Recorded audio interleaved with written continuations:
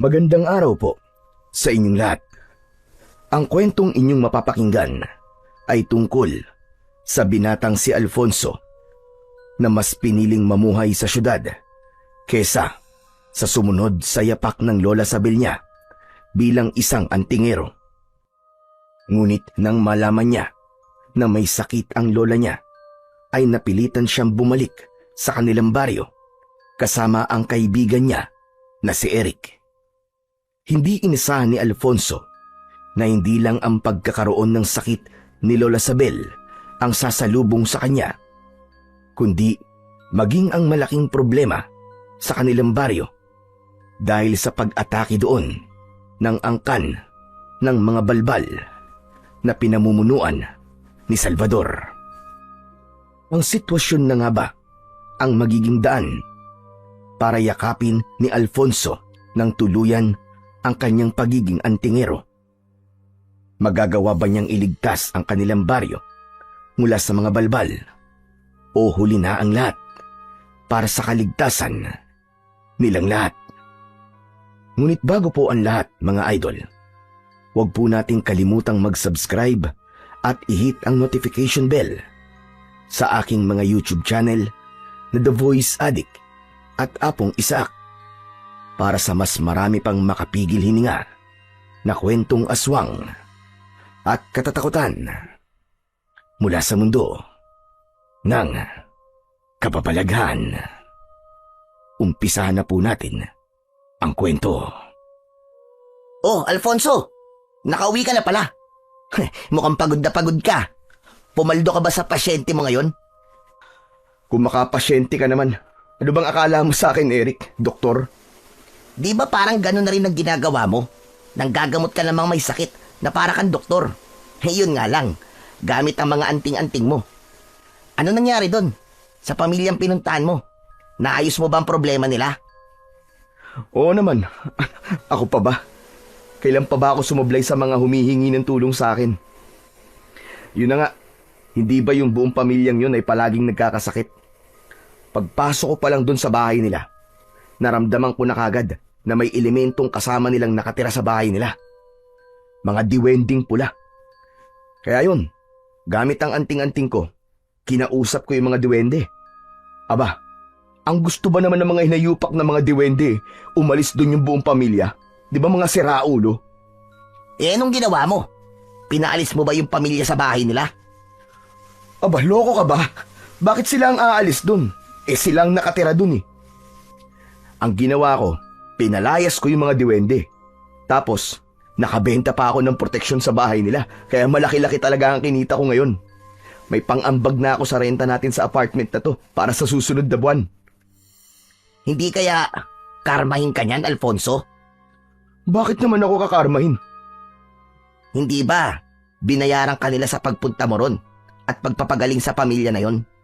Hindi ba dapat kasama na sa bayad nila sa iyo yung proteksyon para hindi na bumalik yung mga diwende? Huy, hindi no. Hiwalay ang bayad sa anting-anting. Hindi ako charity para ibigay yun ng libre sa kanila.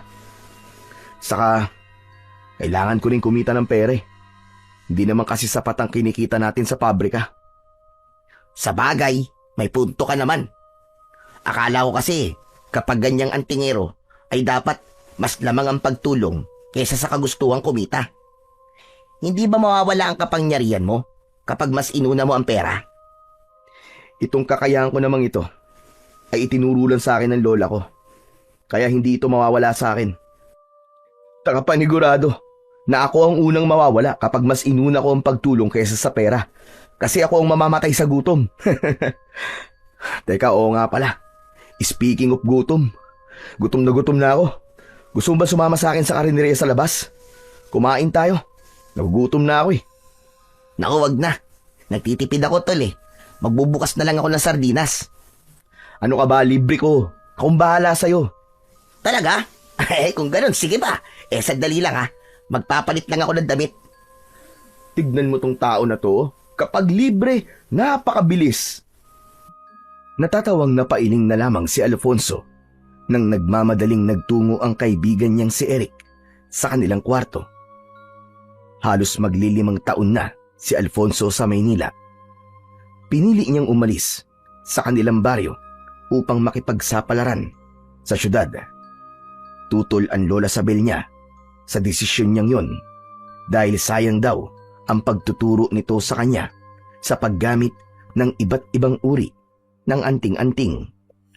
Gusto kasi ng lola ni Alfonso na siya ang pumalit dito bilang isang mahusay na antingero sa kanilang baryo. Ngunit para kay Alfonso ay hindi para sa kanya ang ganung kapalaran. Sa pagpunta ni Alfonso sa Maynila ay doon na niya nakilala ang naging kaibigan na si Eric. Ito ang nagpasok sa kanya sa pabrika kung saan sila parehas na nagtatrabaho. Pero dahil kulang para sa kanya ang kinikita niya roon, ay naisipan niyang gamitin sa pagkita ng pera ang kakayahan niya bilang isang antingero. Mabuti na lang at dinala niya ang ilan sa mga anting-anting ni Lola Sabel nang siya ay umalis sa baryo nila. Nagagamit niya ang mga yon sa panggagamot at pagpapalayas o pakikipag-usap sa iba't ibang klase ng elemento. Matapos namang makapagpalit ng damit si Eric, ay nagtungo na sila ni Alfonso sa isang karinderya na nasa tapat ng apartment kung saan sila umuupa. Umorder sila ng 3 magkakaibang ulam at 4 na order ng kanin. Salamat nga pala sa libre mo, Alfonso ha. Sana, palagi may magpapagamot sa'yo para palagi mo akong ililibre. Marami naman talagang gusto magpagamot sa akin eh. Kaya lang, hindi ko kagad sila napupuntahan dahil sa trabaho natin sa pabrika. Saka, sideline ko lang naman din tong pagiging antingero ko eh. Ang swerte mo nga kasi may kakayahan kang ganyan eh. Buti at tinuruan ka ng lola mo. Pero teka Alfonso, matanong ko lang. Kailan ka ba huling umuwi sa probinsya nyo? Simula nang umalis ako doon, Eric, hindi pa ako ulit nakakauwi. Ayoko kasing umuwi ron at baka pigilan ako ni Lola Sabel na bumalik dito eh. Hindi ba nasabi ko na sa'yo na ayaw niya na magpunta ako rito sa Maynila kasi ang gusto niya, sumunod ako sa yapak niya. Para ka na rin namang sumusunod sa yapak niya, di ba? Kasi ginagamit mo ang pagiging antingero mo rito sa Maynila. Iba kasi ang gusto ni Lola Sabel eh. Gusto niya na ialay ko ang buhay ko sa pagtulong sa mga tao sa baryo namin. Alam mo yun, yung kapag merong may sakit ay kailangan gamutin nang hindi ako umaasa na babayaran ako. Kapag may aswang, kailangan kong harapin o kaya labanan. At wala rin akong bayad na makukuha doon ha. Paano naman ako mabubuhay ng ganong setup, di ba? Isipin mo nga. Teka. Aswang? May aswang sa baryo nyo, tol? Nung bata pa ako meron. Pero ngayon, sa tingin ko wala na. Wow! Alam mo, gusto ko makakita ng aswang sa totoong buhay eh. Yung bang personal? Naniniwala kasi ako sa mga ganyang bagay, tol. Alam mo namang mahilig ako manood ng mga nakakatakot na pelikula, di ba? Eric, kung ako sa'yo, wag mo nang pangarapin na makakita ka ng aswang sa totoong buhay. At baka habang buhay kang bangungutin. Bakit? Nakakita ka na ba ng aswang? Oo naman. Nung bata pa ako, may isang tiktik kasi na nambibiktima dun sa baryo namin. Tapos, si Lola ang nagtaboy dun sa aswang. Grabe, kahit bata pa ako ng panahong yun, ay tandang-tanda ko pa rin ang nakakatakot na itsura ng tiktik na yun. Grabe tol, para siyang halimaw na may mahabang dila at pakpak. Uy, ang astig! Kahit bangungutin ako gabi-gabi, ayos lang tol. Basta makakita lang ako ng aswang sa personal. Once in a lifetime experience yun, no? Pero tol, ibig sabihin pala, ay halos 5 taon ka nang hindi umuuwi sa inyo? Hindi mo ba namimiss ang lola mo, tol? Siyempre, namimiss din. Saka ang tatay ko. Namimiss ko rin, kahit madalas magkaaway kami nun. Pero saka na ako uuwi sa amin kapag mayaman na ako. Ang gusto ko kasi kapag umuwi ako ron, ay may sarili na akong sasakyan. Tapos, pagtitinginan ako ng lahat ng mga tao sa amin. Grabe, Sumobra ka naman yata sa yabang, tol. Kung meron ka namang ipagyayabang, di ipagyabang mo na, di ba? Sa bagay. Pero paano ka naman yayaman yan? Hindi ka yayaman sa pagtatrabaho sa pabrika. Kaya nga nag-iipon ako ng pera na pang-asikaso sa pagtatrabaho ko sa abroad. Doon, siguradong makakaipon ako ng malaking halaga at yayaman ako. Tama ka. Wala talagang pag-asenso sa mga kagaya natin dito sa Pilipinas. Kailangan mo talagang mangibang bansa at matutong magtipid sa pera. Siyempre, kailangan mo rin mag-ipon. Hindi na nagsalita si Alfonso at itinuon na lamang niya ang kanyang atensyon sa pagkain. Ngunit habang kumakain siya, ay hindi niya naiwasang maalala ang kanyang lola Sabel at ang tatay niyang si Ruel. Sa dalawa ay mas malapit siya sa lola niya. Masyado kasing istrikto ang tatay niya, kaya lumaki siya na malayo ang loob dito. Madalas pa silang magkaaway noon at nagkakasagutan. Isa rin yun sa dahilan kung bakit ninais niyang makaalis sa lugar nila. Alam niya na ang paglayo sa pamilya niya ay isang malaking hakbang upang matuto siyang tumayo sa sarili niyang mga paa nang walang nagsasabi kung ano ang mga dapat o hindi niya dapat gawin. Kinabukasan ay maagang nagising sina Alfonso at Eric para pumasok sa pabrika. Pagdating nila sa pabrika ay agad silang nagsimulang magtrabaho. Magkaiba ng pwesto ang dalawa, kaya tuwing break time lamang sila nagkikita sa kantin. Nang sumapit ang break time, ay nagpunta si Alfonso sa kantin at nakita niya si Eric na mag-isang kumakain sa lamesang nasa sulok. Napansin niya na tila hindi maganda ang timpla ng kanyang kaibigan. Matapos umorder ng pagkain, ay nilapitan ni Alfonso si Eric. Umupo siya sa harapan nito. Oh, ano nangyari? Bakit ang haba-haba ng uso mo kanina pa? Paano? Nakakabwisit. Yung supervisor natin na si Warren, palagi na lang akong pinag-iinitan. Kahit wala naman akong ginagawang mali, ay panay ang sigaw sa akin. Palibasa, hindi siya sinagot ng nililigawan niya dati kasi sa akin may gusto eh. Hanggang ngayon ay hindi pa rin makamove on na si Raulo. Pabayaan mo na lang si Sir Warren. Kilala mo naman yun eh. Medyo tumatanda na at napipressure na magkaroon ng asawa. Kaya palaging mainitin ang ulo. Hindi eh. Sa akin lang naman siya palaging galit eh. Masyado siyang namimersonal. Alam mo tol, sa totoo lang, matagal ko nang gustong mag-resign dito eh. Dahil sa Warren na yun. Ano bang akala niya? Hindi ako makakahanap ng ibang trabaho. Aba, ibahin niya ako. Hoy, wag mong gagawin yan ha. Paano na ako rito kapag nag-resign ka? Ikaw na nga lang ang kaibigan ko rito tapos mawawala ka pa. Pagtiisan mo na lang yung tao. Anong tiis-tiis? Ang tagal ko na kayang magtitiis sa kanya. Habaan mo na lang ang pasensya mo, tol. Ubus na ka mo ang pasensya ko sa kanya. Power tripping ang ginagawa niya sa akin eh. Tol, tanong lang. Wala ka bang anting-anting o ritual na alam para bumait sa akin yung Warren na yon? Yung tipong kahit pa ako ay didilaan niya? Hoy, wag kang maingay. Baka mamaya may makarinig sa'yo eh. Baka isipin pa nila mangkukulam ako eh. Saka wala akong ganung kakayahan. Ang alam ko lang ay manggamot ng mga may sakit at magpalayas ng mga elemento. Basta. Magre-resign na talaga ako. Hindi ko na kaya ang kasamaan ng ugali ng Warren na yon. Siraulo siya. Napapangiting na pailing na lang si Alfonso sa huling sinabi ni Eric. Hindi niya sineryoso ang sinabi ng kaibigan na magre-resign na ito dahil alam niya na hindi ito pwedeng mawalan ng trabaho dahil buwan-buwan itong nagpapadala ng pera sa pamilya nito na nasa probinsya. Ngunit nagkamali si Alfonso sa akala na hindi seryoso si Eric sa sinabi nito na magre-resign na ito sa trabaho. Dahil ng sumunod na araw ay hindi na ito bumangon sa pagkakahiga.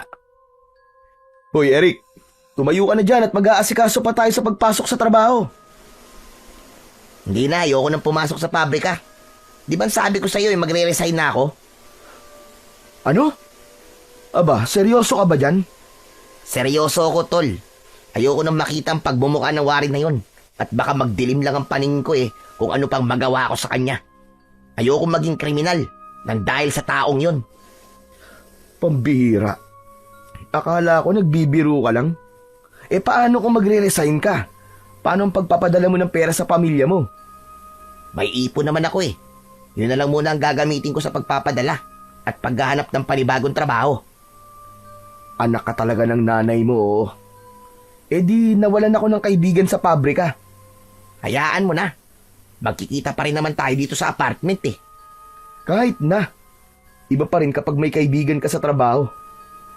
Saka talagang ngayon ka na magre-resign? Di ahol na ang labas mo niyan. Wala kang makukuhang back pay. Sayang din yun, tol. Sus, magkano lang naman din ang makukuha kong back pay. Ibigay na lang nila kay Warren at baka matuwa pa yung siraulong yun. Sige, ikaw ang bahala. Hindi na kita pipilitin na wag mag-resign kasi mukhang desidido ka ni. O siya, ikaw na munang bahala dito sa apartment at mag-aasikaso na ako pagpasok. Malungkot si Alfonso sa pagre-resign na ginawa ni Eric, kaya wala na siyang kaibigan sa trabaho. Pero alam niya na wala siyang magagawa para magbago pa ang desisyon ng kaibigan niya. Kahit paano ay naiintindihan niya ito dahil siya mismo ay saksi kapag sinisigawan at pinapahiya ito ng supervisor nila na si Warren. Tao lang din si Eric at kahit anong pagtitiis na gawin ito ay napupuno rin ito. Unang araw pa lang na pumasok si Alfonso sa trabaho na wala si Eric ay ramdam na ramdam niya na kagad ang kawalan nito. Mag-isa siyang kumain sa kantin kaya wala siyang nakakakwentuhan. Sa pag-uwi naman niya ay wala rin siyang katabi sa shuttle bus. Kaya naman nang nakauwi na siya sa apartment at nakita niya si Eric na nanonood ng TV ay hindi niya napigilan ang mapangiti. Grabe, tol. Ang boring sa pabrika kapag wala ka. Ay, mapapanisan ako ng laway dun kasi wala akong kausap Ayos lang yan. Kapag tumagal masasanay ka rin naman. O kaya kung gusto mo, mag-resign ka na lang din katulad ko. Tapos maghanap tayo ng ibang kumpanya o pabrika para magkasama ulit tayo sa trabaho. Loko ka, hindi pwede. Ang hirap-hirap maghanap ng trabaho ngayon, no? Lalo na sa kagaya natin na hindi nakapagtapos ng kolehiyo. Magtitiis na lang muna ako. Tama ka rin naman siguro na masasanay din ako doon. Sa una lang talaga nakakapanibago. Ikaw ang bahala. Ako naman nagsasuggest lang. Ay, oo nga pala. May dumating kang sulat. Binuksan ni Eric ang drawer na malapit sa sofa. Isang sobre ang kinuha nito mula roon. Inabot nito yon kay Alfonso. Mukhang galing yan sa tatay mo Wala ba silang cellphone sa lugar nyo? At kailangan sulat pa talaga ang ipadala niya sa'yo? Alam mo tol, kahit bilang ko pa sila ng cellphone, wala din silbi kasi walang signal sa baryo namin. Teka, bakit nakabukas na yata to? Pinapauwi ka ng tatay mo kasi may sakit ang lola mo, tol. Bigla na lang daw nang hina Anak ng, ibig sabihin binuksan mo na to at binasa mo? Na-curious lang kasi ako kung ano nakasulat dyan, tol. Saka sasabihin mo rin naman sa akin kung ano nakalagay dyan Kaya para hindi ka na mahirapan na magkwento sa akin, binasa ko na. Hindi mo ba alam na bawal magbasa ng sulat ng may sulat, ha? Sorry na. Sige na, basahin mo na yan para malaman mo na totoong sinabi ko sa'yo. Napailing na lamang si Alfonso. Inilabas niya mula sa sobre ang isang sulat at sinimulan niya yung basahin. Mula nga sa tatay niya ang sulat at nakalagay doon na may sakit ang lola niya. Ayaw na raw nitong magpadala sa ospital dahil palagi nitong sinasabi na handa na raw itong mawala. At ang tanging gusto nitong mangyari bago ito mamatay ay ang makita sa huling pagkakataon si Alfonso. Hindi na malayan ni Alfonso na sunod-sunod na pala ang pagpatak ng luha niya hanggang sa matapos niyang basahin ang sulat. O ano, tol? Ano ngayon ang plano mo? Tignan mo ang date dyan sa sulat. Lagpas 1 week na simula nang ipadala yan at ngayon lang nakarating dito. Uuwi na muna ako sa amin, Eric. Kailangan makita ko ang lola Sabel ko nang buhay pa siya. Hindi ako sigurado kung totoo ba to o sinabi lang to ni tatay para umuwi ako. Pero gusto kong makasiguro. Tama yung desisyon mo, tol. Saka panahon na rin para bumisita ka man lang sa pamilya mo. Simula kasi nang pumunta ka rito sa Maynila, ay hindi ka na umuwi sa inyo, di ba?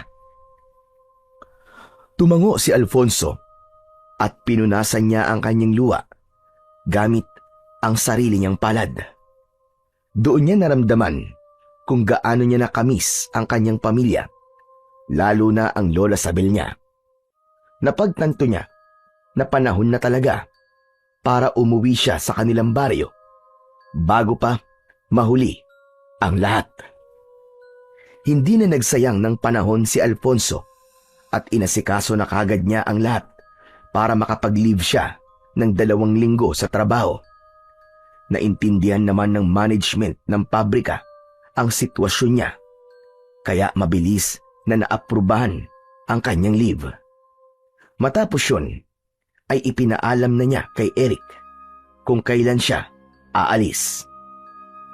Sa araw ng pag-alis ni Alfonso, ay mas lalo siyang kinabahan dahil sa maaari niyang madatnan sa bahay nila. Matapos niyang mag-empake, ay binuhat na niya ang isang traveling bag. Paglabas niya ng kwarto, ay nagtaka siya nang makitang nakabihis din si Eric at may bag na nakasukbit sa likod nito. Oh, aalis ka rin ba? Alam ko na. Siguro uuwi ka rin sa probinsya nyo, no? Kasi naiinip ka dito sa apartment. Hindi mo kaya mag-isa dito, no? Tama ka, tol. Aalis din ako, papunta sa probinsya. Pero hindi sa probinsya namin, kundi sa probinsya nyo. Ha? Ano? Teka, hindi kita maintindihan eh. Ang hina mo naman, Alfonso. Ibig sabihin, sasama ako sa'yo. At bakit ka naman sasama sa akin? Ano naman gagawin mo ron? Tulad na sinabi mo, ayoko mag-isa dito sa apartment ng 2 linggo lang. Maiinip lang ako rito. Saka naisip ko na kailangan mo ng moral support sa pag-uwi mo sa inyo. Sino pa ba ang magbibigay sa'yo nun? Kundi ang nag-iisa mong kaibigan. Di ba? O bakit? Ayaw mo ba akong isama? Hindi naman sa ayaw ko, pero hindi ako magpupunta ron para magbakasyon. Alam mo naman ang dahilan kung bakit ako uuwi sa amin. Pambihira ka, oo. Alam ko nga. Pero ikaw, hindi ka magbabakasyon. Pero ako, magbabakasyon ako doon. Saka, matagal ko na rin gustong makapunta sa lugar nyo eh. Hindi ba ang sabi mo eh, may magandang talon doon? Gusto kong makita yun, tol. Ano? Pumayag ka na kasi. Sa tingin mo ba makakatanggi pa ako? Nakaimpake ka na. Mas nauna ka pa yatang mag-impake kaysa sa akin eh. Ang totoo niyan, kagabi pa ako nag-impake para hindi ka na makatanggi. O, kita mo na? Sige na. Sumama ka na sa akin. Sayang naman yung pag-iimpake mo kung hindi kita isasama. O tara na, mahaba-haba pa ang biyahe natin papunta ron. Wala nang nagawa si Alfonso, kundi hayaan si Eric na sumama sa kanya. Naisip niya rin na mas maganda kung kasama niya ang kaibigan niya para hindi siya masyadong mainip sa mahabang biyahe. Unang sumakay ng bus sina Alfonso at Eric. Inabot sila ng halos 8 oras sa bus bago sila bumaba sa isang lumang bus station.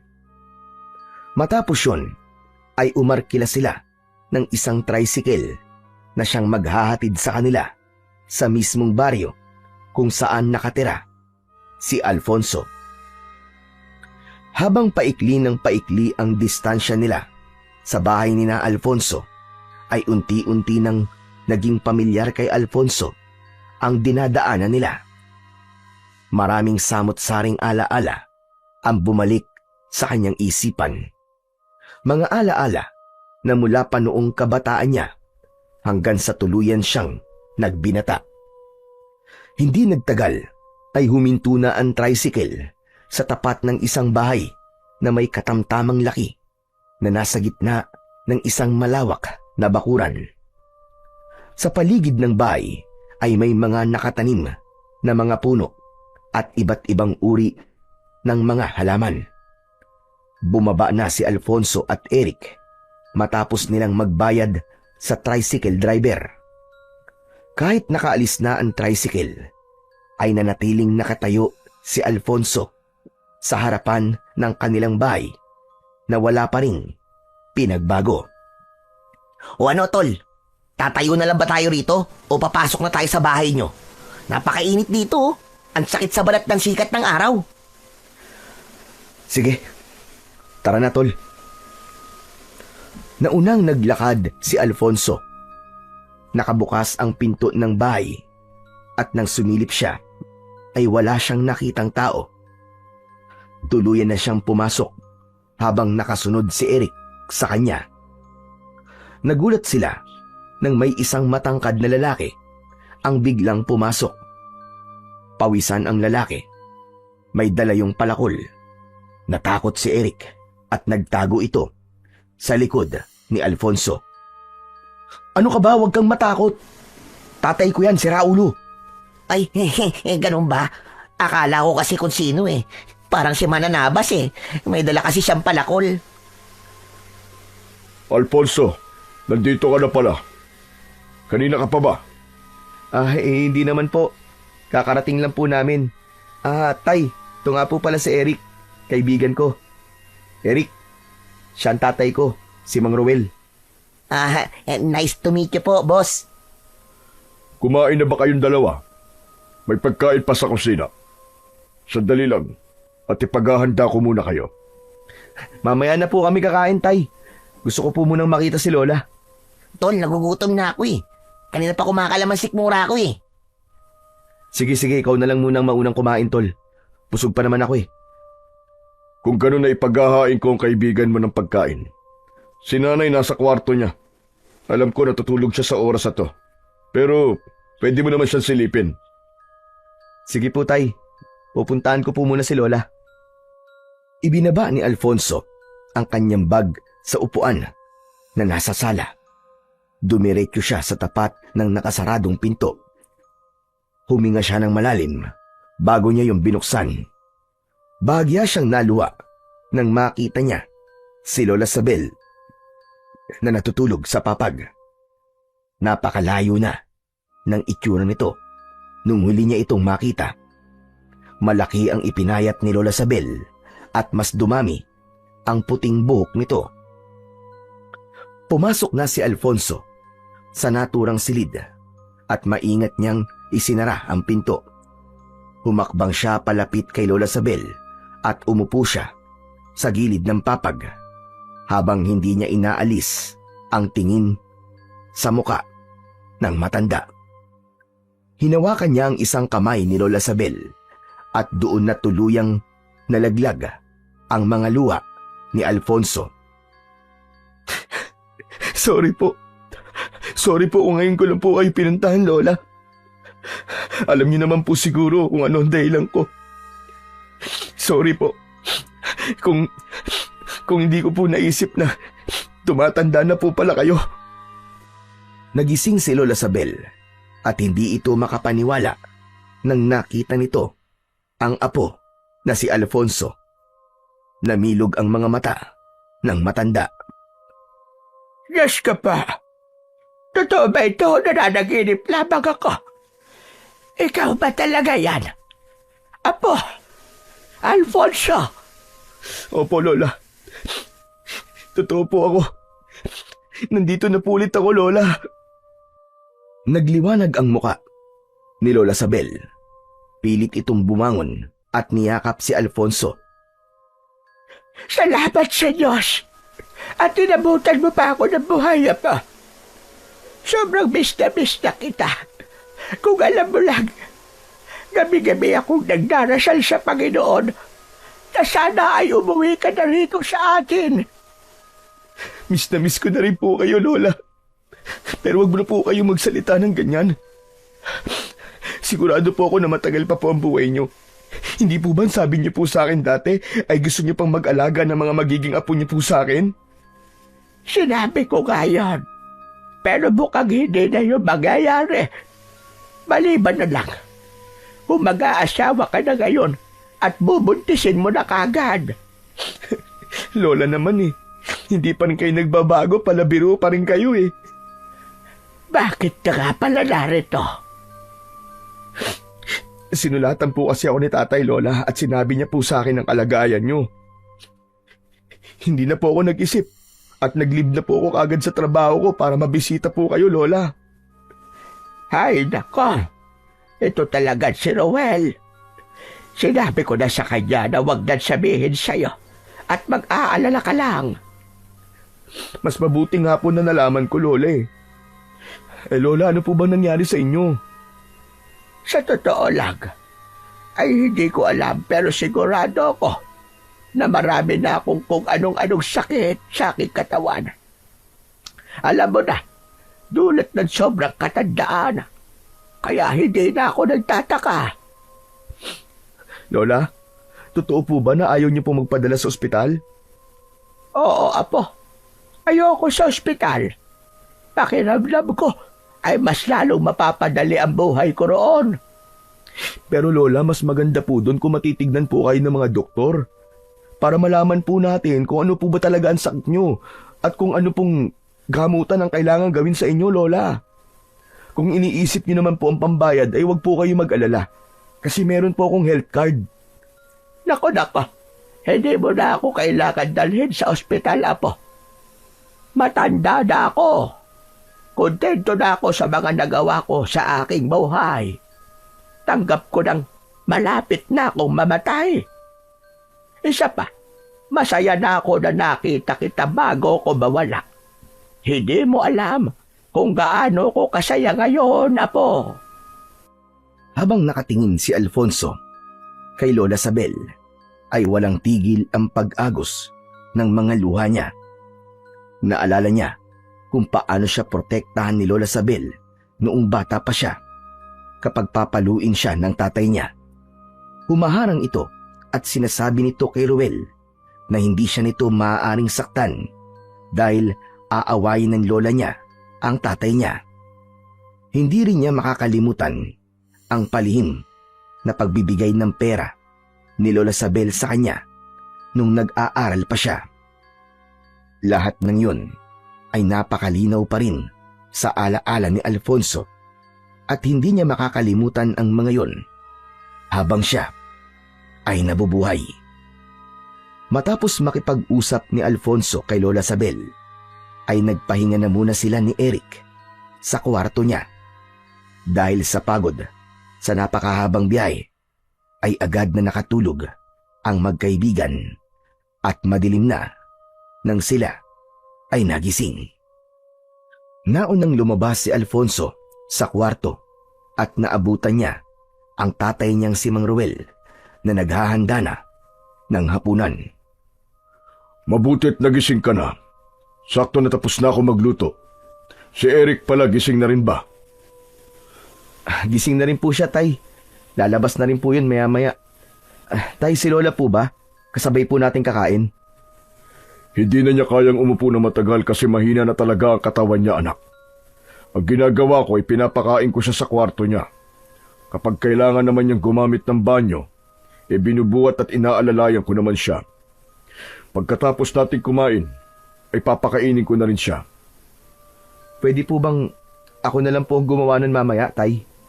Aba, oo naman. Siguradong matutuwa ang nanay kapag ikaw ang nagpakain sa kanya. Alfonso anak.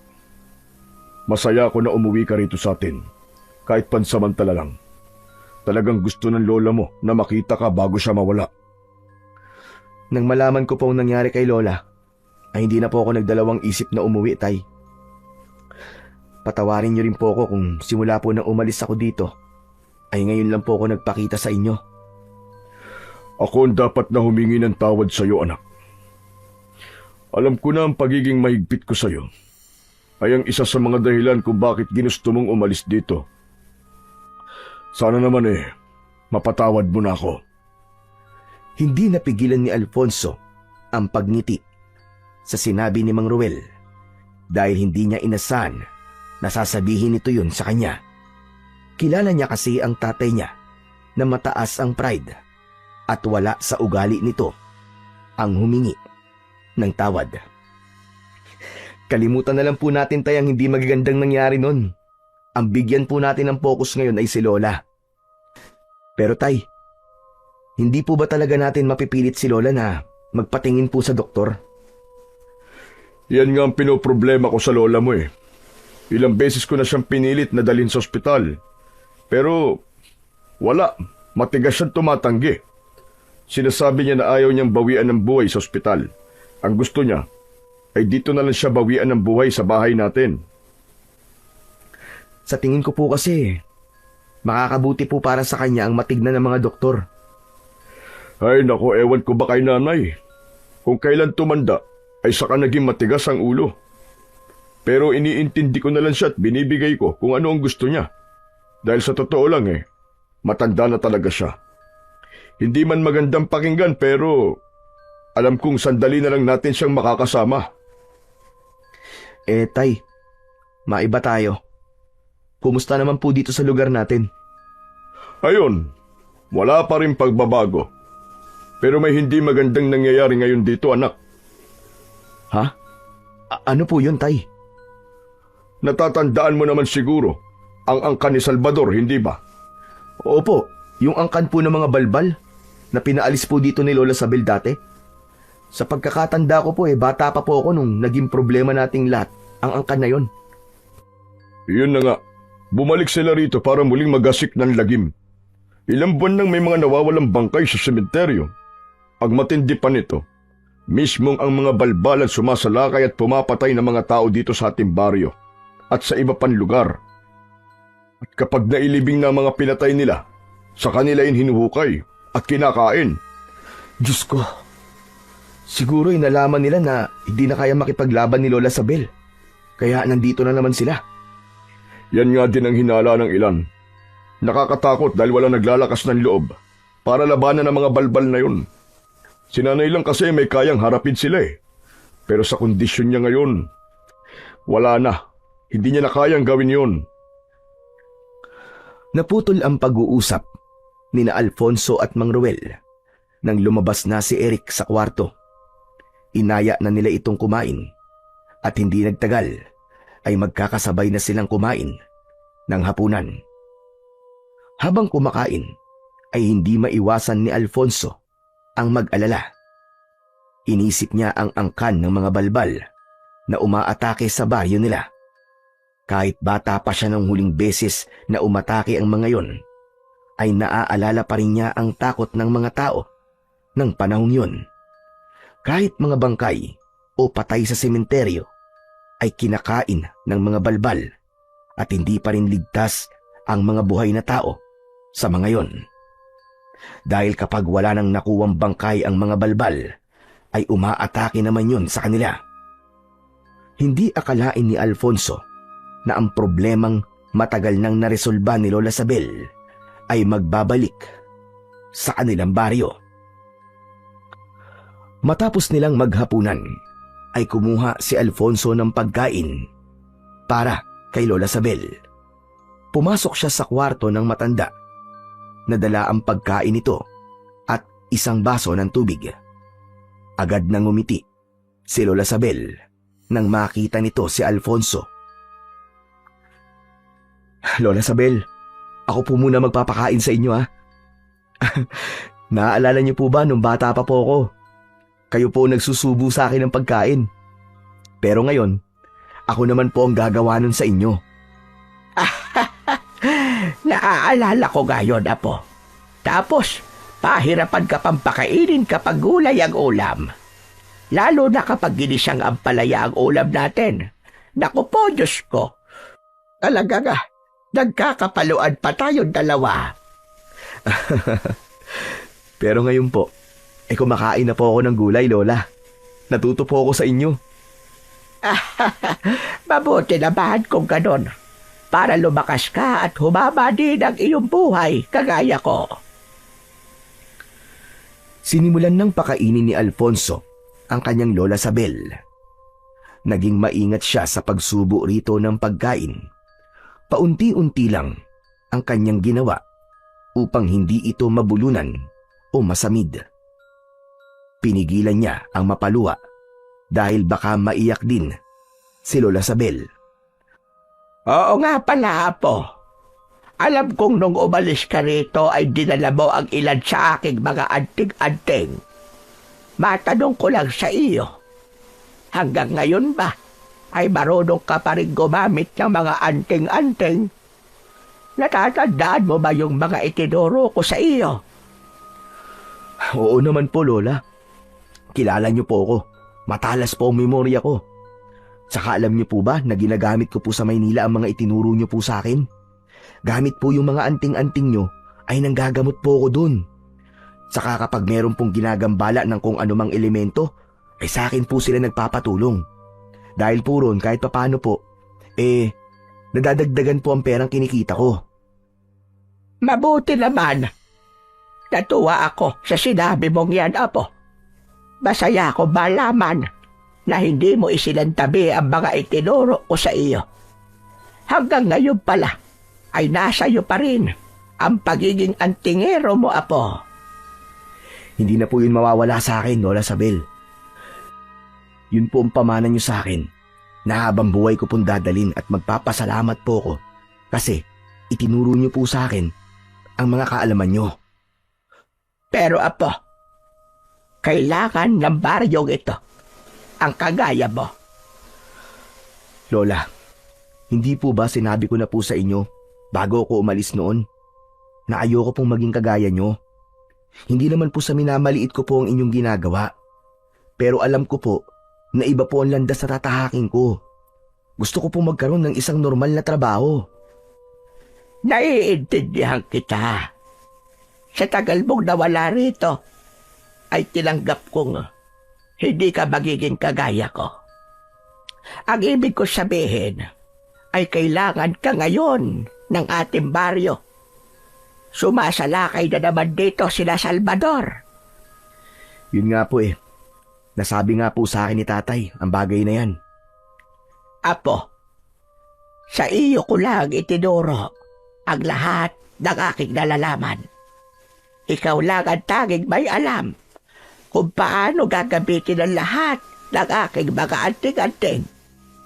At totoo dyan, itinuro ko sa iyo ang aking mga nalalaman dahil may pakiramdam ako na darating ang ganitong problema sa ating baryo.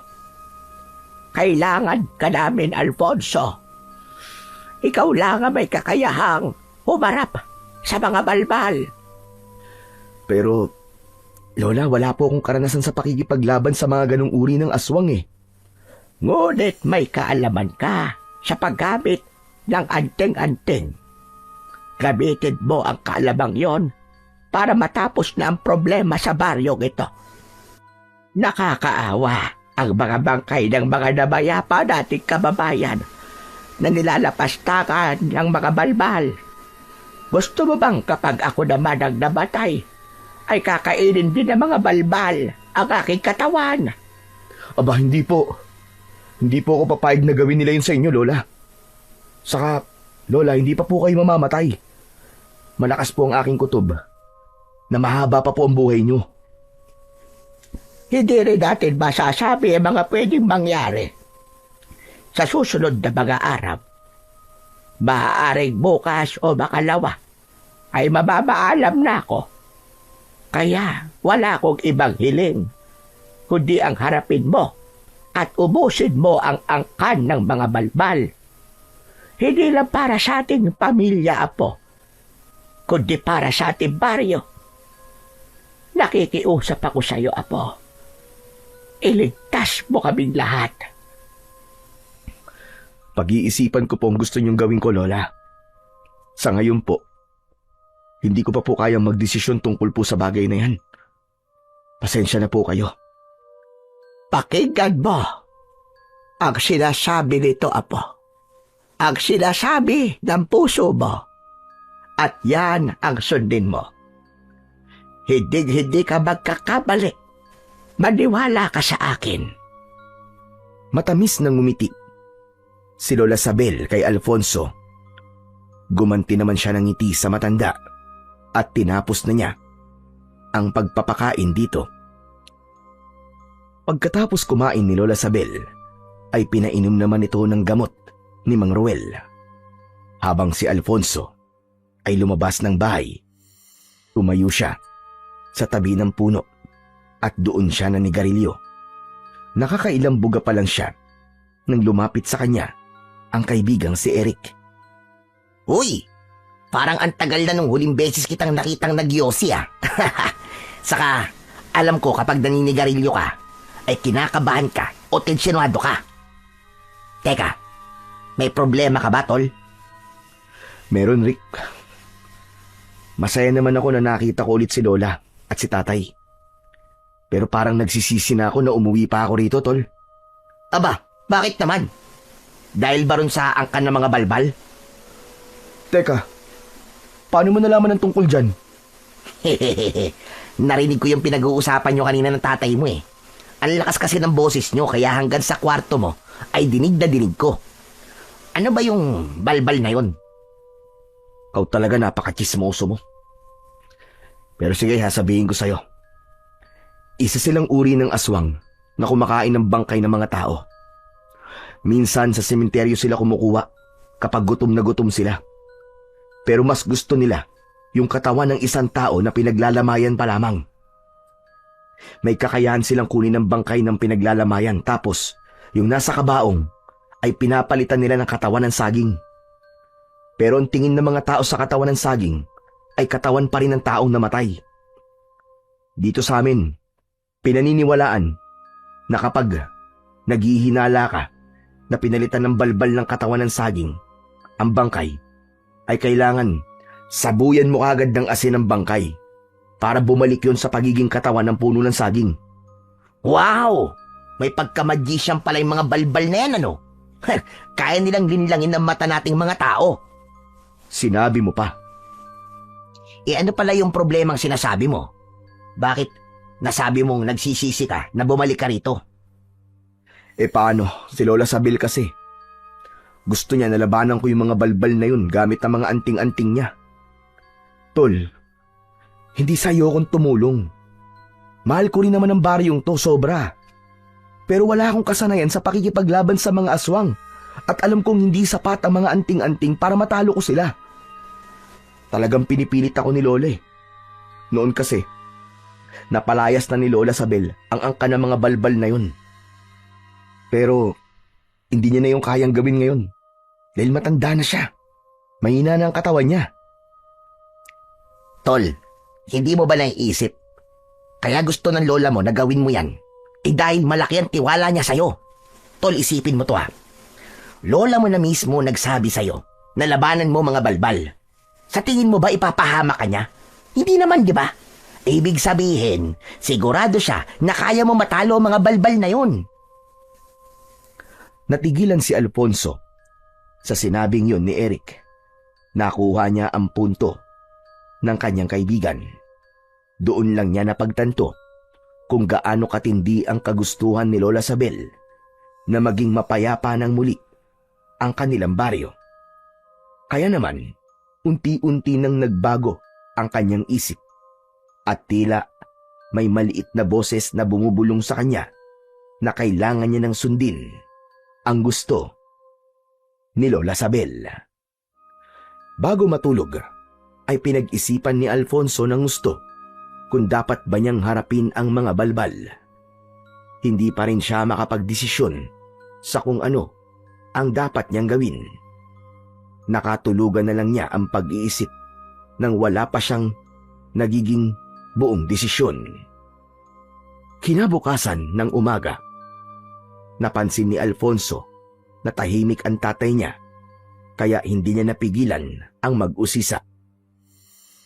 Tay, okay ka lang po ba? Kanina pa po kasi kayo nakatulala eh. Hindi niyo na po nagalaw yung kape niyo. Malamig na po yan. Pasensya ka na. Hindi kasi maalis-alis sa isip ko yung narinig kong kwentuhan sa panaderya nung bumili ako doon kanina ng pandesal. Narinig ko na may nabiktima na naman ang mga balbal. Ha? Sino po? Si Ninang Irene mo. Namatay kasi nung isang araw dahil sa sakit eh.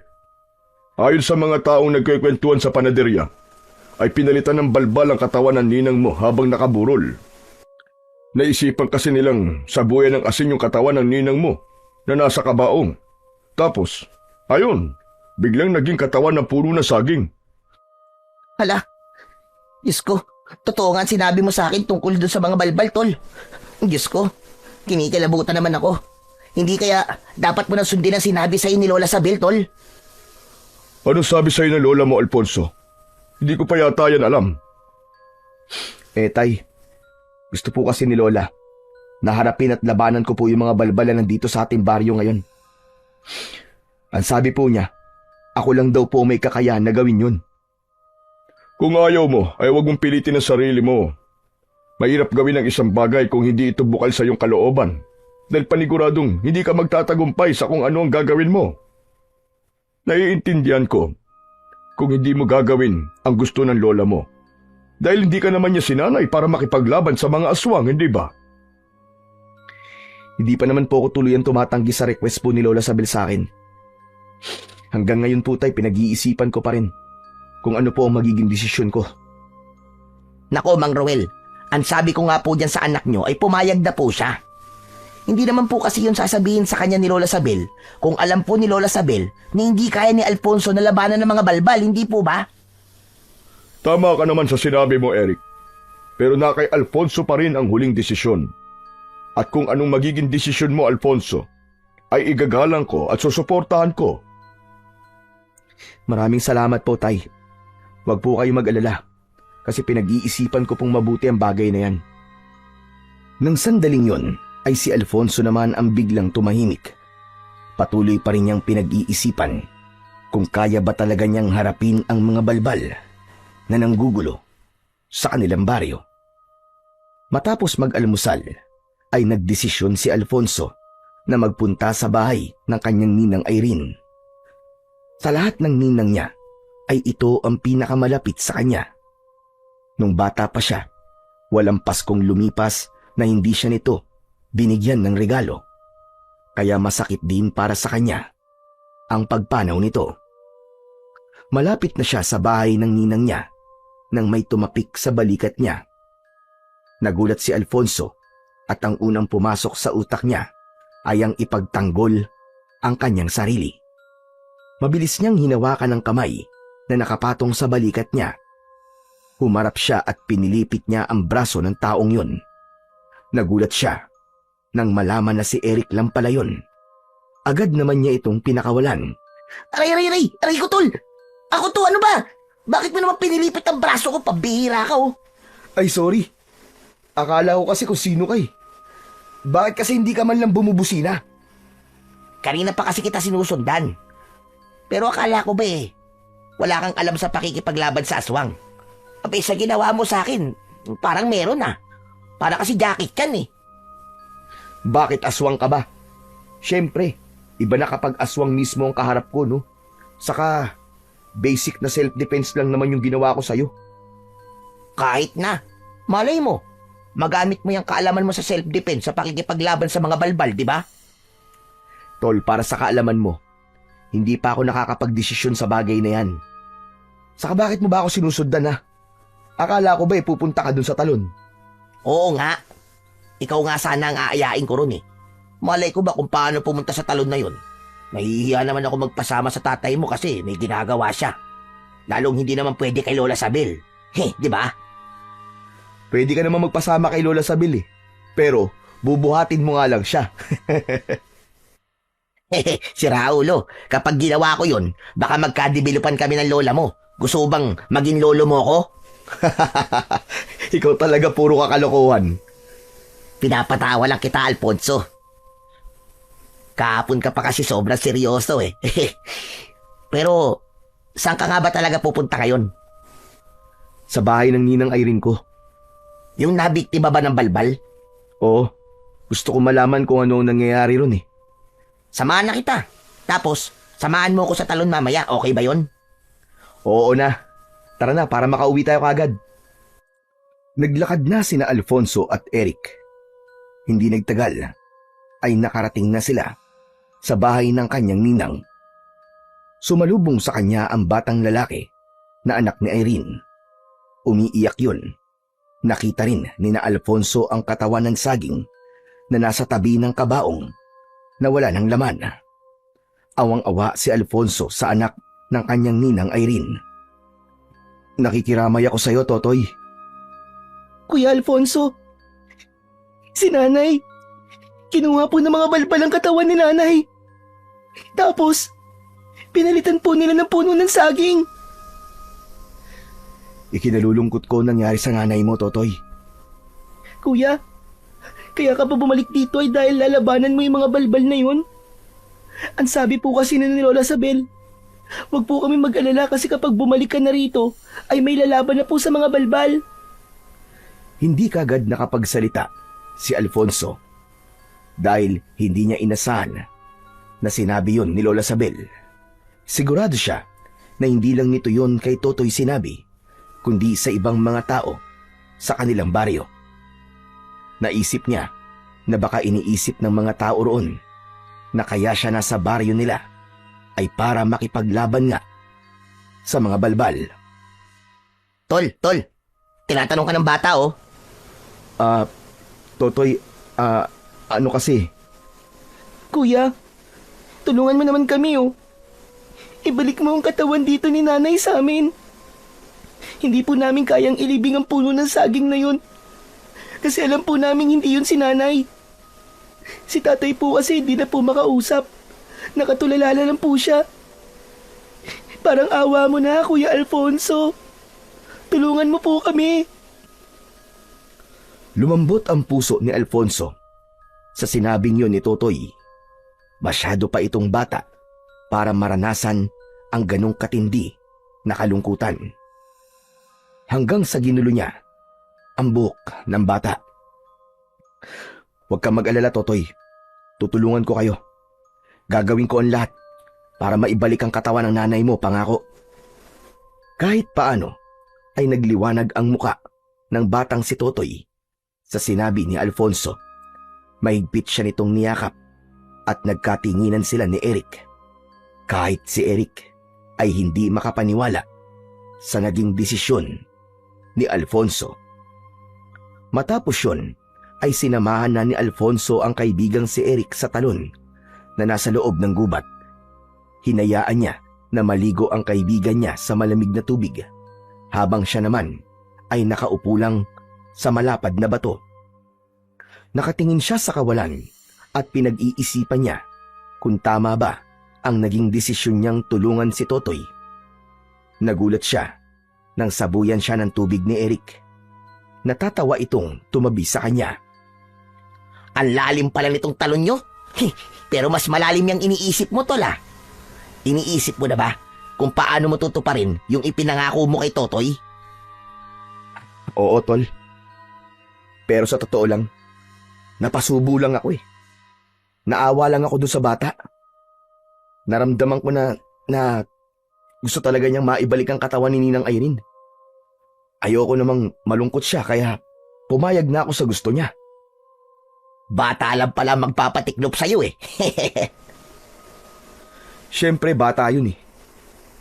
Naging bata rin naman ako. At talagang masakit ang pinagdadaanan ngayon ni Totoy. Sa bagay, kahit ako, masasaktan kapag namatayan ako ng nanay. Tapos, kinuha pa ng balbal ang katawan niya. Ano ang plano mo ngayon? Paano mo babawiin sa mga balbal yung katawan ng ninang mo? Kung kagabi kinuha ng mga balbal ang katawan ni Ninang Irene, kailangan ko ng kumilos ngayon din. Kung patatagalin ko pa, ay baka kung ano nang gawin ng mga balbal na yon sa katawan ng ninang ko. Biglang tumayo si Alfonso at malalaki ang mga akbang na naglakad siya palabas ng gubat. Hinabol siya ni Eric na nagtataka sa biglang pag-alis ni Alfonso. Hoy! Grabe ka naman, Tol. Talagang iiwanan mo ko ron. Pambihira ka, oo. Hindi mo ba narinig ang sinabi ko? Kailangan ko ng kumilos kagad. Pagkarating ni Alfonso sa bahay nila, ay pumasok siya sa kwarto ni Lola Sabel. Natutulog ang matanda, kaya hindi niya na yon ginising. Binuksan niya ang isang aparador at kinuha niya mula roon ang isang kahon na gawa sa kahoy. Sa pagbukas niya ng kahon, ay tumambad sa kanya ang isang anting-anting. Isa yung kwintas na may palawit na hugis bilog. May mga nakaukit doon na mga sinaunang simbolo. Nang narinig ni Alfonso ang boses ni Lola Sabel, ay napalingon siya rito. Apo, anong ginagawa mo rito? Pasensya na po. Nagising ko po yata kayo, Lola. Bakit mo hawak-hawak ang anting-anting ko na yan? Lola Sabel, nakapagdesisyon na po ako. Haharapin ko na po ang angka ng mga balbal. Nagpunta po ako sa bahay ni Ninang Irene at nakausap ko po si Totoy. Humiling po si Totoy. Natulungan ko po siyang bawiin sa mga balbal ang katawan ng nanay niya. Hindi ko po kayang tanggihan si Totoy, Lola Sabel. Naaawa po ako sa kanya. Salamat sa Diyos dahil nakapagdesisyon ka na. Halika rito. Lumapit ka sa akin, Apo. Sinunod ni Alfonso ang sinabi sa kanya ni Lola Sabel. Nang nasa tabi na siya ng matanda, ay kinuha nito sa kanya ang anting-anting at tinignan nito yon. Talagang alam mo kung para saan ang anting-anting na ito. Kaya ito ang kinuha mo. Napaka-importante sa akin ng bagay na ito, Alfonso. Ito ang isinusuot ko para magkaroon ako ng proteksyon sa lahat ng uri ng aswang. Kapag suot ko ito, ay nagkakaroon ako ng kakaibang lakas at tapang. Pero dahil matanda na ako at mahina, ay hindi na masyadong gumagana sa akin ang kapangyarihan nito. Kaya naisip ko na nararapat na magkaroon na ito ng bagong tagapangalaga. At ikaw yon, Apo. Pero Lola, wala po akong balak na kunin sa inyo ang anting-anting na yan. Kasi alam ko po kung gaano po yung kahalaga sa inyo. Hihiramin ko lang po yan, Lola Sabel. Hindi mo na ito kailangang hiramin. Dahil ipinagkakatiwala ko na ito sa iyo simula sa araw na ito. Walang ibang pwedeng magmana nito kundi ikaw lamang. Noon pa man ay nakatakda ng ikaw ang susunod na magmamay-ari nito. Pero Lola, Bakit? Nagdududa ka ba sa kakayahan mo bilang isang antikero? Iniisip mo ba na hindi mo kaya ang kapangyarihan ng anting-anting na ito? May tiwala ako sa iyo. Kaya dapat ay magtiwala ka rin sa sarili mo, Alfonso. Kaya ngayon, tatanungin kita. Handa ka bang tanggapin ang responsibilidad na kaakibat ng anting-anting na ito? Opo, Lola. Nakahanda po ko. Nangangako ka ba na gagamitin mo lamang ang kapangyarihan nito sa kabutihan at paglaban sa kasamaan? Nangangako po ko, Lola. Kung ganon, ay ipinapasa ko na sa iyo ang pangangalaga sa anting-anting na ito. Ikinilong ni Lola Sabel ang anting-anting sa mga kamay nito. Binulungan nito yon habang nakapikit. Matapos yon, ay isinabit na ni Lola Sabel ang anting-anting sa leeg ni Alfonso. Napapikit ng sandali si Alfonso nang naramdaman niya ang pagdaloy ng kakaibang init sa buong katawan niya. Parang may maliit na bultahe ng kuryente ang kumiliti sa kanya at alam niya na yon ay isang indikasyon na tinanggap siya ng anting-anting bilang bago nitong tagapangalaga. Nakangiting hinawakan ni Lola Sabel ang isang kamay ni Alfonso at nagtama ang mga mata nilang dalawa. Nakita ni Alfonso sa muka ng lola niya ang labis na kasiyahan at ang tiwala nito na magagawa niyang magtagumpay na talunin ang angkan ng mga balbal. Nang lumabas si Alfonso sa silid ni Lola Sabel, ay nakita niya sina Eric at Mang Ruel na nasa sala habang nag-uusap. Pagkakita sa kanya ni Mang Ruel, ay marahan itong tumayo habang nakatingin sa suot niyang anting-anting. Sandali. Totoo ba itong nakikita ko? Suot mo ang anting-anting ng lola mo na ginamit niya noon sa pakikipaglaban sa mga aswang? Opo, Tay. Ipinamana na po to sa akin ni Lola. Ako na po ang bago nitong tagapangalaga. Kung ganon, ay totoo ang sinabi sa akin ni Eric. Nalalabanan mo na mga balbal dahil sa naawa ka kay Totoy. Hindi ko po kasi kayang tanggihan si Totoy. Awang-awa po ako sa kanya, Tay. Halos hindi ko nga po siya matignan eh. Naiisip ko rin po na isa rin po to sa dahilan kung bakit kailangan kong bumalik dito. At yun na yung tuluyan ng ubusin ng angka ng mga balbal na narito sa ating baryo. Dahil kung papalayasin lang natin ulit sila, ay malaki pa rin ang posibilidad na bumalik ulit sila rito. Kaya wala nang ibang paraan, kundi ay ang patayin silang lahat. Ngunit nag-aalala ko para sa iyo, anak. Pero gaya na sinabi ko sa iyo, kung ano ang maging desisyon mo ay susuportahan ko. Kaya hindi kita pipigilan sa gagawin mong yan. Malaki ang tiwala ko na magtatagumpay ka dahil mabuti ang iyong intensyon. Maraming salamat po, Tay.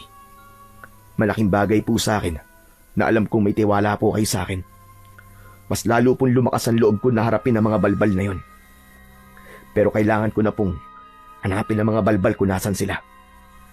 Itatanong ko na rin po sa inyo kung alam niyo po kung saan po matatagpuan ang mga balbal. Hindi lingid sa kaalaman ng lahat ng mga tao rito kung saan naglulungga ang mga angkan ng balbal. Sa lumang sementeryo, doon sila nagtatago. Hindi ko alam kung saang eksaktong lugar sa sementeryo pero sigurado ako na naroon lang ang mga balbal. Kaya wala na nagpupunta sa lugar na yon dahil alam ng lahat na naroroon ang mga halimaw na yon. Kung ganon, kailangan ko na po magpunta ron habang maliwanag pa. Kailangan kong bawiin sa kanila ang katawan ni Ninang Irene. Mag-iingat ka, anak. Ipagdadasal kita. Matapos yon, ay nagpunta si Alfonso sa kusina at kinuha niya ang isang matalas na itak. Isinabit niya yon sa bewang niya. Palabas na sana siya ng bahay nang biglang humarang ang kaibigan niyang si Eric. Tol, sasamahan kita. Hindi kita pwedeng pabayaan na mag-isang pumunta ron. Pero Eric, masyadong delikado to. Dito ka na lang. Mas ligtas ka rito. Tama si Alfonso. Huwag ka na sumama sa kanya, Eric. Bago sa'yo mga ganitong bagay, isa pa, bisita ka namin at hindi namin pwedeng hayaan na may masamang mangyari sa iyo. Pero Tol, Huwag ka mag-alala, Tol. Kaya ko to na mag-isa. Hindi masyadong malakas na uri ang aswang ng mga balbal. Tsaka sa suot ko na anting-anting ni Lola Sabel, sigurado ako na mapapatay ko sila kahit wala akong kasama. okay, sige. Dito na lang ako. Sasamahan ko na lang si Mang Roel na magdasal. Basta Tol, mag-iingat ka. Hindi ako pwedeng bumalik sa Maynila na hindi ka kasama. Nagkakaintindihan tayo. Nakangiting tinapik ni Alfonso ang braso ni Eric at saka siya tuluyang lumabas ng kanilang bahay. Mag-isang tinahak ni Alfonso ang daan papunta sa lumang sementeryo. May kalayuan yun sa mga kabayan. Inabot siya ng halos kalahating oras bago siya nakarating doon. Nasa bukana pa lang siya ng sementeryo ay may kakaibang kilabot na siyang naramdaman. Bukod doon, ay nakaamoy din siya ng masangsang na amoy na maihahalin tulad sa nabubulok na karne. Marahang naglakad si Alfonso papunta sa loob ng sementeryo. Napansin niya ang mga libingan na sinadyang hukayin. May mga sira-sirang kabaon din siya na nakita. Mga walang yambalbal, pati mga nananahimik na patay ay hindi na nila pinalagpas. Humanda kayo dahil tatapusin ko na ngayon ang kasamaan nyo. Nang nasa gitna na siya ng sementeryo, ay iginala niya ang kanyang paningin sa paligid. Wala siyang nakitang senyales na may balbal sa paligid at puro nityo lamang ang nakikita niya. Pero malakas ang pakiramdam niya na nagtatago lang sa kung saan ang kanyang mga kalaban. Mga balbal! Magpakita kayo sa akin! Huwag kayong magtago! Harapin niyo ako! Tapusin na natin to! Katahimikan ng sagot na nakuha ni Alfonso. Nang sandaling yon ay palubog na ang araw, kaya unti-unti nang kumakalat ang dilim sa paligid. Alam niya na kapag tuluyang kumagat ang dilim, ay mahihirapan na siyang labanan ang mga balbal. Ganun pa man, nagtiwala siya sa anting-anting na ipinamana sa kanya ng kanyang lola Sabel. Kung hindi kayo magpapakita sa akin, ay hahanapin ko kayo! Nagpatuloy sa paghahanap sa mga balbal si Alfonso. Sinabi niya sa kanyang sarili na hindi siya uuwi nang hindi niya nauubos ang mga aswang na namemerwisyo sa kanilang baryo. Kailangan din niyang tuparin ang ipinangako niya kay Totoy. Nababawiin niya sa mga balbal ang katawan ng nanay nito. Sa pag-ikot ni Alfonso sa sementeryo, ay nakarating na siya sa dulong bahagi nun. Nang sandaling yon, ay tuluyan na ngang kumagat ang kadiliman sa paligid. Bilog na bilog ang buwan, at yun ang nagsisilbi niyang liwanag. Sa dulong bahagi ng lumang sementeryo, ay isang malaking hukay sa lupa ang nakita niya. Sumilip siya roon, at isang lagusan ang kanyang nakita. Nagkaroon siya ng hinala na yun ang hinahanap niya na pinagtataguan ng mga aswang na balbal. Hinugot muna ni Alfonso ang kanyang matalas na itak mula sa kaluban nito bago siya bumaba sa hukay at tinahak niya ang daan patungo sa lagusan. Nakayuko siya dahil hindi ganoon kataas ang lagusan. Habang lumilipas ang oras, ay patindi ng patindi ang nakakasulasok na amoy na naaamoy niya. Doon niya na siguro na yun na nga ang lungga ng mga balbal. Sa dulo ng lagusan ay may isang napakalawak na espasyo. Sa isang sulok ay naroon ang katawan ng kanyang ninang Irene. Nilapitan yun ni Alfonso upang malaman kung ginalaw na ba yun ng mga balbal. Nagpasalamat siya sa Diyos dahil mukhang hindi pa ginagalaw ng mga balbal ang katawan ng ninang niya.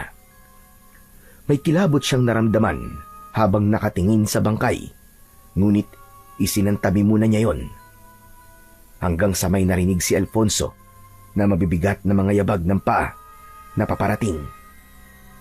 Inihanda niya ang kanyang sarili dahil malakas ang pakiramdam niya na mga balbal ang mga yon. Hindi nagtagal ay dumating na ang 4 na balbal na nagulat pa nang makita si Alfonso. Nakakatakot ang itsura ng mga yon. May mahahabang dila, matutulis na mga kuko at pakpak na nakakabit sa braso ng mga yon. Payat ang katawan ng mga balbal at may kahabaan ang mga binti at braso. Sa wakas, nagpakita rin kayo sa akin, mga hayop kayo. Hindi ko inakala na darating ang oras na ito na kailangan kong makipaglaban sa inyo. Pero wala na tong atrasan. Uubusin ko talaga kayong lahat. Nasaan ang pinuno ninyo? Nasaan si Salvador? Walang nakuwang sagot si Alfonso sa kahit isa sa mga balbal dahil sabay-sabay na sumugod ang mga yon. Gumulong si Alfonso pakaliwa upang iwasan ang mga balbal. Mabilis siyang tumayo at tinaga ang isang balbal sa likod. Sumirit ang dugo ng balbal kasabay ng matinis nung pagsigaw. Katapusan mo na! Para to sa mga taong pinerwisyo nyo! Puwersang itinarak ni Alfonso ang itak sa batok ng balbal at tumagos yun hanggang sa liig nito. Walang buhay na bumagsak ang isang balbal habang ang natitirang 3 ay mas lalong nagalit Nagulat si Alfonso nang biglang dumating si Eric na may dalang sibat na gawa sa kawayan. Napasigaw si Eric nang makita ang mga balbal. Diyos ko po! Kay papangit na mga aswang na to! Eric, anong ginagawa mo rito? Hindi ba sabi ko sa'yo, doon ka lang sa bahay? Ang kulit mo! Hindi ko kasi kaya na hayaan ka mag-isang makipaglaban dito, tol eh. Kaya kinumbinsi ko talaga si Mang Ruel na payagan ako na sundan ka. Sumugod ang isang balbal papunta kay Eric. Hindi nakagalaw si Eric sa pagkabigla. Kaya naman, mabilis na tumakbo si Alfonso. Sinalubong niya ang balbal at sinaksak niya ito sa tapat mismo ng puso. Pagkahugot niya ng itak, ay ginilitan niya kagad yun sa leeg na agad nitong ikinasawi. Ang galing mo, bro! Yan ba walang experience sa pakikipaglaban? Huwag mo na nga akong binubola. Nakita mo na, hindi ka makagalaw kapag aatakihin ka ng balbal. Umalis ka na rito. Sige na, bilisan mo. Hindi ako aalis. Testing pa lang yun. Ngayon na talaga ako lalaban. Malakas na sumigaw si Eric at sinugod nito ang isang balbal. Pero nang malapit na si Eric sa balbal, ay umangil ng malakas ang balbal. Tumakbo pabalik si Eric at nagtago sa likod ni Alfonso. Tol! Galit na galit siya. Kung ayaw mong umalis, ay tumabi ka na lang. Sige na, kaya ko na to. Humakbang si Alfonso palapit sa dalawang balbal. Maigpit ang hawak niya sa itak at hindi niya inaalis ang tingin sa kanyang mga kalaban. Nang sabay na sumugod ang mga balbal, ay sinalubong yun ni Alfonso. Tinaga niya sa balikat ang isa. Yumuko siya at sinaksak niya ang isa sa tiyan. Eric! Akin na sibat mo! Dali! Ibinato ni Eric ang sibat kay Alfonso at matagumpay niya yung nasalo. Tumiim ang bagang ni Alfonso at buong puwersa niyang itinarak ang sibat sa leeg ng isang balbal. Ang natitirang balbal ay tila natakot, kaya sinubukan pa nitong tumakas. Palabas na sana sa lagusan ang balbal, pero ibinato rito ni Alfonso ang itak at tumusok yun sa likod ng balbal. Padapang bumagsak sa lupa ang balbal. Nilapitan ni Alfonso ang balbal at hinugot niya mula sa likod nito ang matalas na itak. Tinapakan niya ang likod ng ulo ng balbal. Napakarami niyong kinuwang buhay. Pati mga nananahimik na mga patay ay nilalapastangan niyo. Ang mga kagaya niyo ay hindi dapat nabubuhay dito sa mundo. Ngayon, sabihin mo sa akin kung nasan si Salvador. Nagpumiglas ang balbal at naramdaman ni Alfonso na wala itong balak na sagutin ang tanong niya. Kaya tinapos na niya ang buhay nito sa pamamagitan ng pagtarak ng itak sa likod ng ulo nito. Tuwang-tuwa na lumapit si Eric kay Alfonso. Kulang na lang ay magtatatalon ito sa labis na kasiyahan. Grabe, tol! Napakaastig mo! Tingnan mo! Pinatay mo yung 4 na balbal nang ikaw lang mag-isa! Hindi ko yan magagawa kundi ko suot itong anting-anting na ipinamana sa akin ng lola Sabel ko. Ito nagbigay sa akin ng tapang at lakas na kailangan ko. Pero hindi pa tapos ang laban na to. Ano? Ang ibig mo sabihin? May iba pang balbal dito sa lugar nyo? Meron pa. Si Salvador. Siya ang pinuno ng mga angkan ng balbal dito sa amin. Kailangan ko siyang mapatay. Dahil kapag nagawa ko yun, ay mawawalan na ng lakas ng loob na umatake ang iba pang balbal na kabilang sa angkan niya. Pero nasa na yung Salvador na yun, tol? Hindi ko nga alam eh. Pero sigurado ako na nararamdaman niya na nangyari rito at nagtatago na siya. At kailangan ko mag-isip ng paraan upang lumabas siya. May naiisip ka na bang plano, tol? Sa ngayon wala pa. Ang mabuti pa, tulungan mo na muna ako na dalhin ang katawan ni Ninang Irene sa pamilya niya. Sigurado ako na matutuwa sila dahil sa wakas ay mabibigyan na nila ng maayos na burol at libing si Ninang. Ano? Hahawakan natin yung bangkay? Bakit? Ano bang tingin mo? Maglalakad yung bangkay ng mag-isa? Tara na, Wala ka na nga naitulong sa akin sa pakikipaglaban eh. Kaya tumulong ka na lang sa akin sa pagbubuhat ng katawan ni Ninang. Oo na. Talagang ipinaalala mo pa no? Tara na. Buhatin na natin ang katawan ng ninang mo. Pinagtulungan nina Alfonso at Eric na buhatin ang bangkay ni Irene. Naging maingat sila sa paghawak nun. Hindi maipaliwanag ni Alfonso ang kasiyahan niya ng sandaling yon. Hindi lang dahil maibabalik na niya kina Totoy ang katawan ng nanay nito, pero dahil alam niya na malapit nang matapos ang problema ng baryo nila sa mga balbal. Ang kailangan na lang niyang gawin ay tugisin at patayin ang pinuno ng mga balbal na si Salvador. Matapos maibalik nina Alfonso at Eric ang katawan ng kanyang ninang Irene sa pamilya nito, ay ibinalik na yon sa kabaong. Labis ang pasasalamat sa kanila ng pamilya ng ninang ni Alfonso, lalo na si Totoy na naiyak pa dahil sa sobrang tuwa. Maraming salamat, kuya. Salamat kasi ibinalik mo sa amin si nanay. Hindi ba, Totoy? Nangako ko sa'yo na babawiin ko sa mga balbalang nanay mo. Ngayon, mabibigyan niyo na siya ng maayos na libing.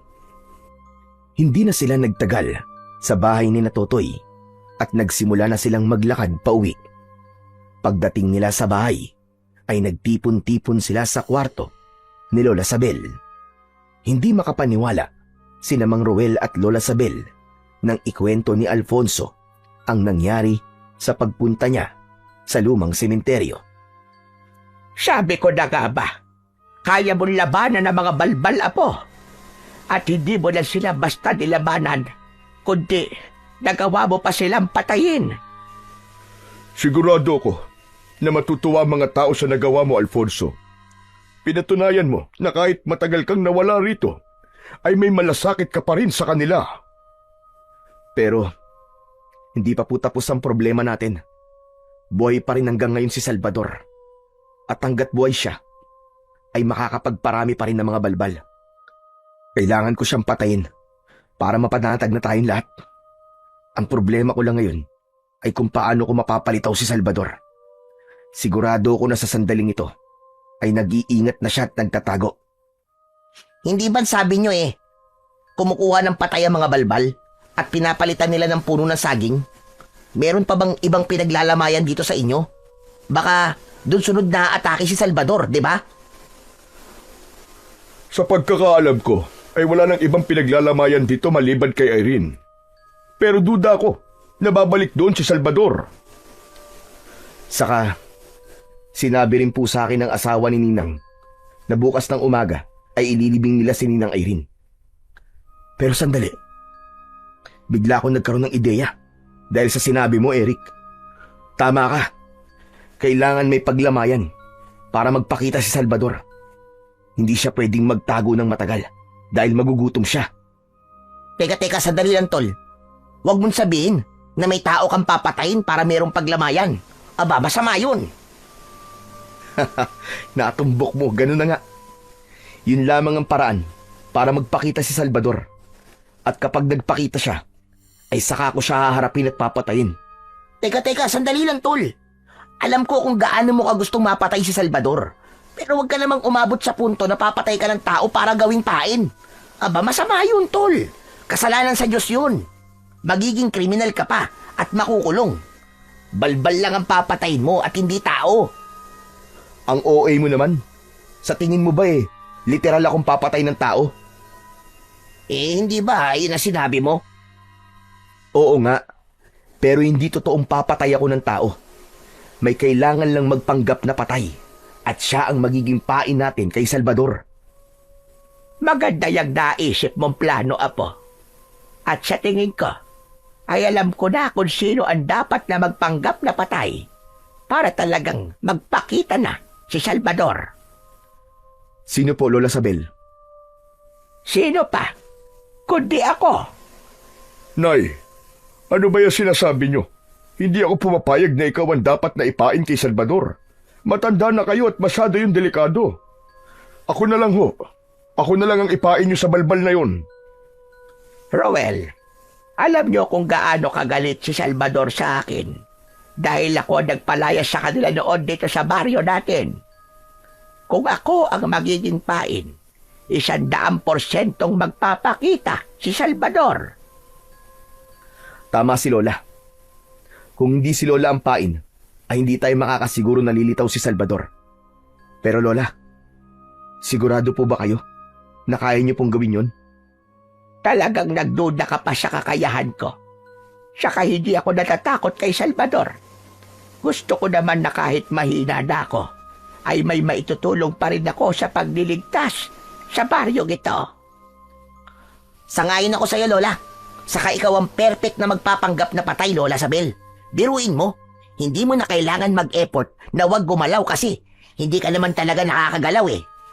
Abat, bastos pala bunganga ng kaibigan mong ito, Alfonso. Hoy, ikaw, Eric.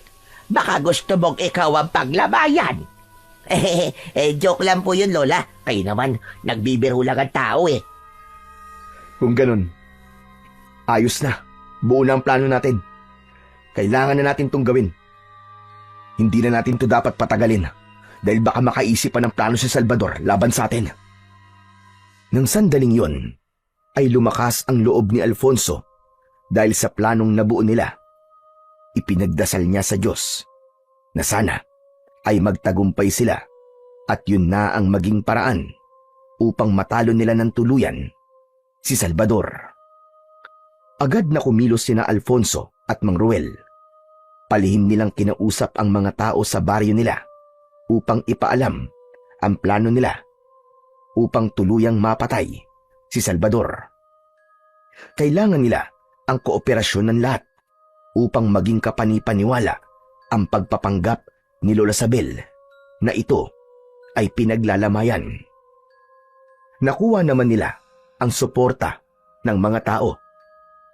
Lahat ay sumang-ayon sa partisipasyon na maaaring gawin ng mga ito sa plano ni na Alfonso.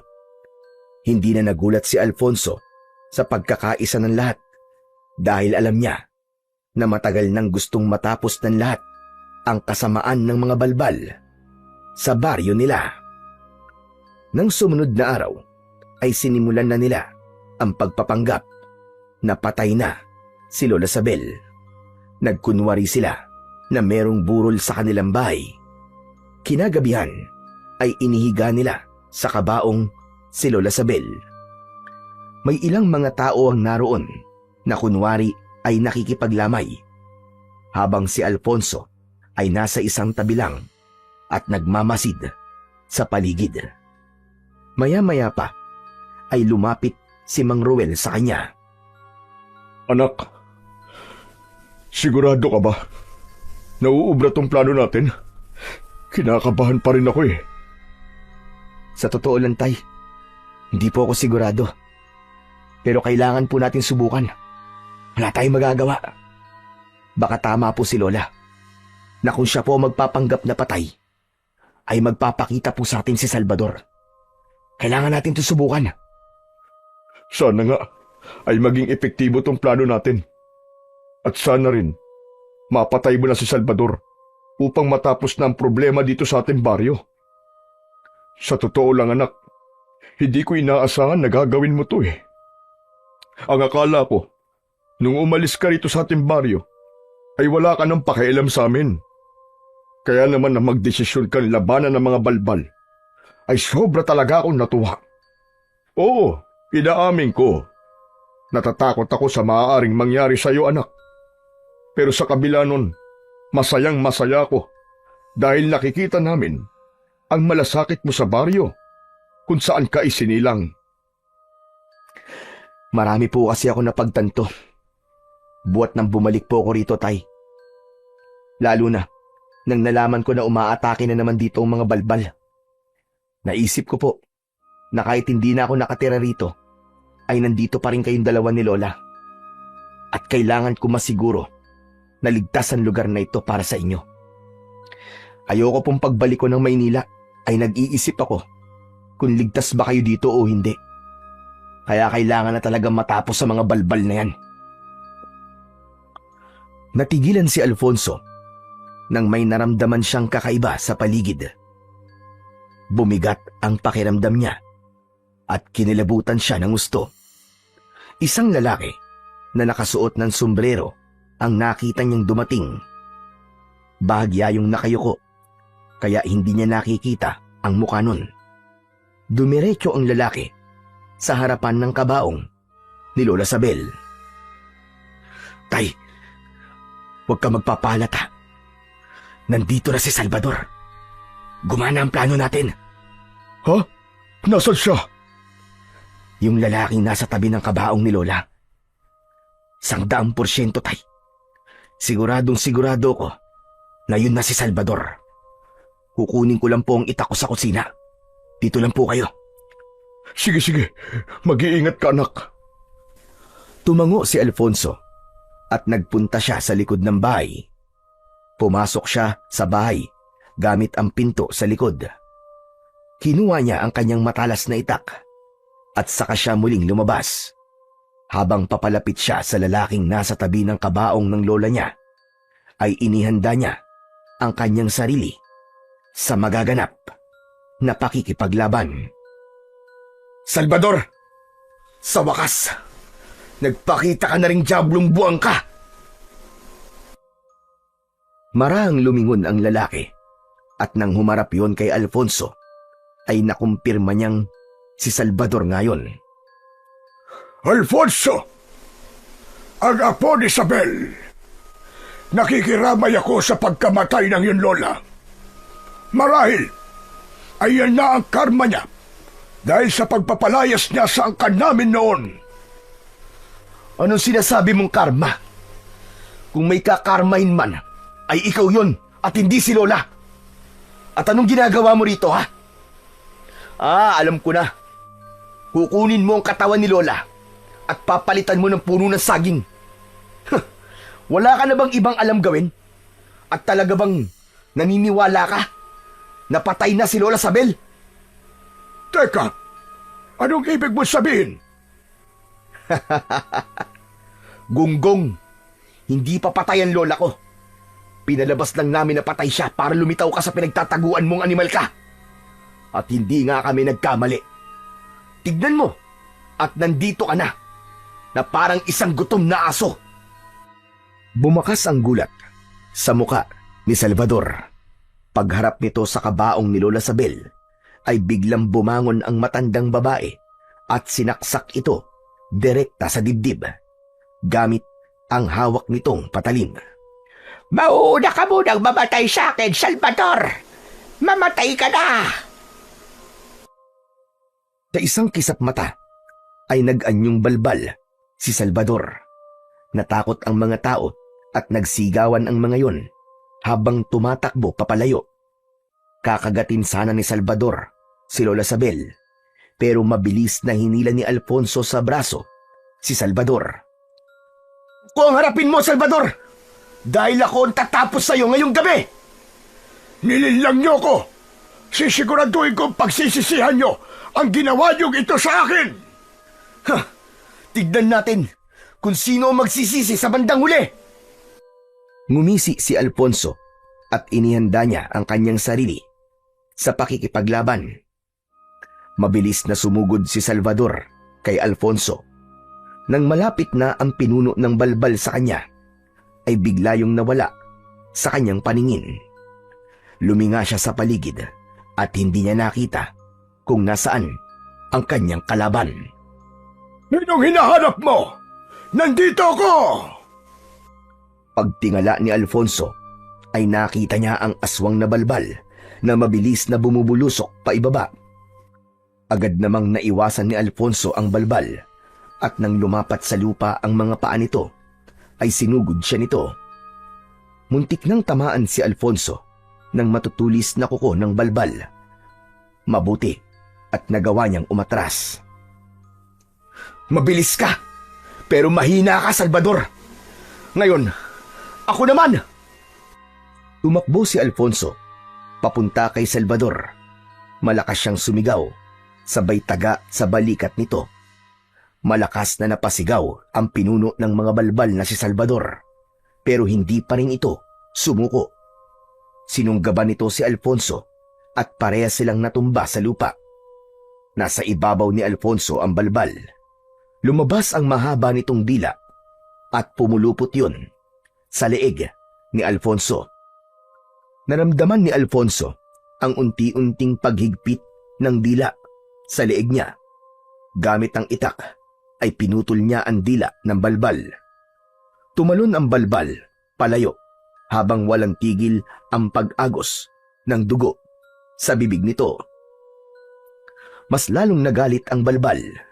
Lumipad yun at saka mabilis na sumugod kay Alfonso habang nakaumang ang matutulis nitong mga kuko. Hindi inalis ni Alfonso ang tingin niya sa balbal. Gamit ang itak ay sinibat niya ang balbal. Dumiretso ang itak sa bunganga ng balbal at tumagos yun sa likod ng ulo nito. Malakas na bumagsak ang balbal sa lupa. Nilapitan ni Alfonso ang balbal at maras niyang hinugot sa bibig nito ang kanyang matalas na itak. O ano? Ngayon mo sabihin sa akin, Salvador, sino ang nagsisisi sa ating dalawa? Oo nga pala, hindi ka na makakapagsalita dahil wala ka ng dila, animal ka! Unti-unting nawalan ng buhay ang mga mata ni Salvador hanggang sa huminto na rin ang paghinga nito. Nang masiguro ni Alfonso na patay na ang pinuno ng mga balbal na si Salvador, ay doon lang siya nakahinga ng maayos. Humarap siya sa mga tao at itinaas niya ang kanyang itak na may bahid pa ng dugo. Mga kasama! Simula sa gabi nito ay hindi nyo na kailangan matakot. Wala na. Tapos na ang dilubyo. Patay na si Salvador. Napabagsak na natin ang angkan ng mga balbal. Naluluwang nagpalakpakan ang mga tao. Masayang lumapit sina Eric at Mang Ruel kay Alfonso. Anak! Anak, nagtagumpay ka! Ang galing mo! Maraming salamat, anak, dahil pinalaya mo kaming lahat sa takot na matagal nang bumihag sa amin. Grabe ka, tol. Ang astig mo talaga. Saka kahit galos, ay hindi ka man lang nagkaroon. Para kang action star sa mga galawan mo, tol. Imba ka talaga. Idol na kita ngayon. Nagulat si Alfonso nang mag-isang bumaba ng kabaong si Lola Sabel. Tumakbo pa yun at niyakap siya ng mahigpit. Maraming salamat, Apo.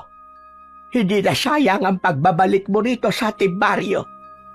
Noon pa man, ay malakas na talaga ang pakiramdam ko na ikaw ang tatapos sa angkan ng mga balbal dito sa ating baryo. Teka lang sandali, Lola.